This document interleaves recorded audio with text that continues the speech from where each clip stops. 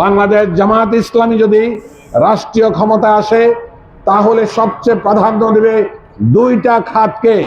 এক নাম্বার হলো শিক্ষা খাত, দ্বিতীয় নাম্বার হলো স্বাস্থ্য খাত।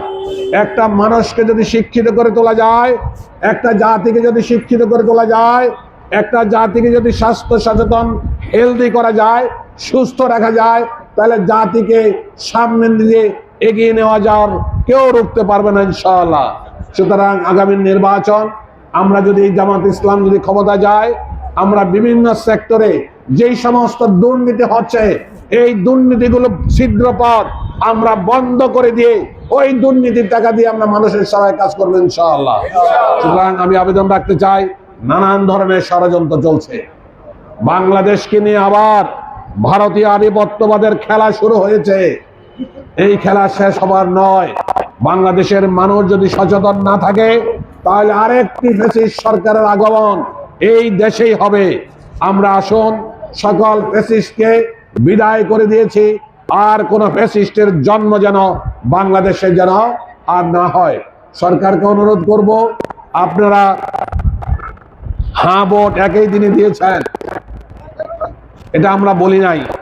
আমাদের আন্দোলন ছিল নভেম্বরের ভিতরে হ্যাঁ ভোট দিতে হবে এবং ফেব্রুয়ারির মাসে একটি সুন্দর নির্বাচন, ক্রেডিবল ইলেকশনের ব্যবস্থা করতে হবে।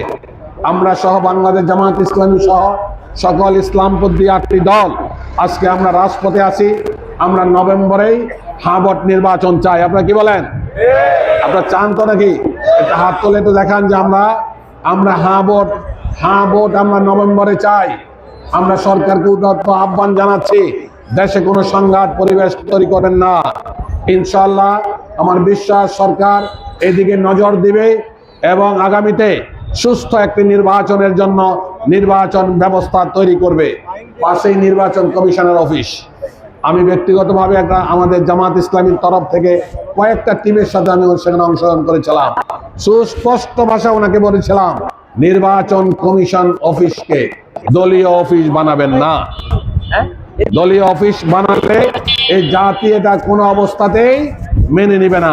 সুতরাং নির্বাচন কমিশনকে আমরা হুঁশিয়ার করছি, একটি সুস্থ, ক্রেডিবল, ইনক্লুসিভ ইলেকশনের ব্যবস্থা করেন, না হলে জাতি যেন তেন কোনো নির্বাচন করে 14, 18 আর 24-এর নির্বাচন পছন্দ করবে না। আমি আপনাদের প্রতি স্বাস্থ্য সচেতন হওয়ার জন্য উদাত্ত আহ্বান জানাচ্ছি।